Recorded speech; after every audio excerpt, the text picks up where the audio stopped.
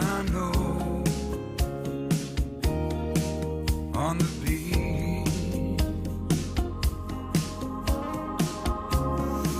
Bon, là, si on va sur la plage, on the beach, on sera plutôt pieds nus, mais là, on va parler d'un chausseur. Le mot chausseur, Isabelle, c'est un mot qu'on n'emploie pas souvent.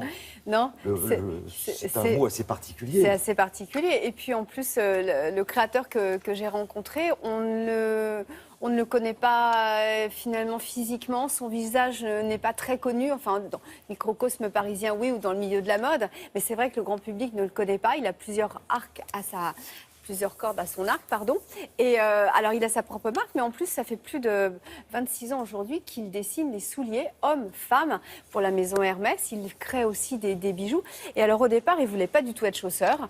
Il a fait les arts appliqués. Il était plutôt destiné au dessin. Ensuite, il a enseigné le théâtre. Il est passé ensuite comme styliste. Vous savez, c'est ceux qui prennent des accessoires et qui vont faire des photos dans les magazines. Il est passé quand même par Dior, Balenciaga. Il a sa propre marque aujourd'hui et nous l'avons rencontré dans les jardins du Palais Royal où il a une jolie boutique et je vous propose de regarder ses créations. Regardez. Chaussures, magnifiques.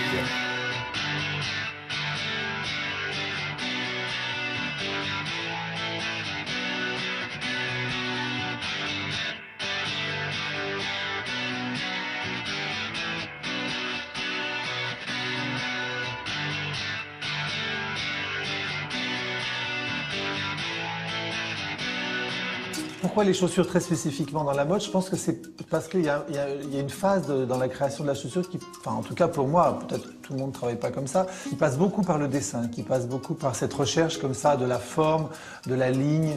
Et comme c'était vraiment ça que j'adorais faire, dessiner, eh ben voilà, je suis devenu dessinateur de chaussures et créateur de chaussures, mais c'est vraiment par le dessin que c'est arrivé. La marque s'appelle de mon nom. Quand j'entends une femme dire « Ah, je vais mettre des pierres hardies », c'est toujours surprenant. Souvent, la création, c'est un mélange de choses qu'on a croisées la veille ou une heure avant, et puis de choses très très très anciennes qui reviennent comme des couches de sédimentation. Et je peux dire, cette saison par exemple, c'est extrêmement coloré, c'est assez épuré finalement, c'est très dessiné, et ça, d'une certaine manière, je suis assez content de ça, qu'il y ait une trace dans le résultat de l'objet fini, du dessin, du premier moment de la recherche sur le papier ou à l'atelier, au studio. Et il faut trouver une identité indépendamment justement d'une silhouette qui est imposée par un défilé. Mon job commence après le confort. Une chaussure, c'est d'abord aussi un outil pour marcher d'une certaine manière. Il faut que ça marche, il faut pas que ça fasse mal, il faut pas que ça blesse, il faut pas que ça serre trop ou pas assez. Le talon, c'est très important parce que c'est là-dessus que va reposer tout l'équilibre du volume, d'abord de la chaussure ou des lignes qu'on va poser, puis le pied, puis la jambe, puis toute la silhouette. C'est le talon qui va négocier toute une allure, toute une démarche, au sens propre et au sens figuré.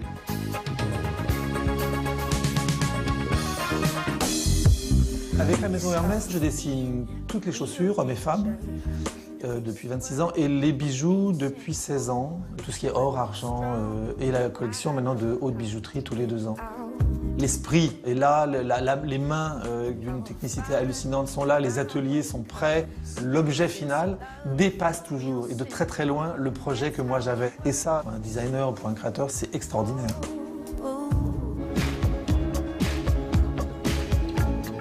Ce que je ressens quand je vois une femme porter mes chaussures, enfin, ça va paraître un peu idiot, mais je suis toujours surpris. C'est jamais exactement porté comme on l'avait pensé ou comme on l'avait envisagé. C'est ça que j'aime aussi dans la mode, c'est comment les femmes se l'approprient, comment elles le transforment, comment elles l'associent à des choses que je n'avais pas prévues.